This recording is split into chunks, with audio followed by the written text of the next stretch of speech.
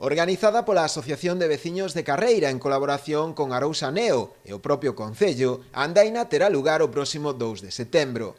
A cita, que chega este ano a súa 15ª edición, presenta importantes novidades. Unha delas será que os participantes que o desexen poidan retirarse nos puntos kilométricos 18, 28 e 38, en 3 puntos do itinerario dende os cales se facilitará o transporte ao punto de saída, sen ter que facer os 50 totais da proba. Temos contemplado un número de participantes máximo de 300 para o sendeiro de 50 km e logo un máximo de 100 para este circuito circular de 18 km, que é un pouco o que está pensado para a xente pois, de aquí de Ribeira, para fomentar que se vayan animando a unha distancia pois, máis asequible, non?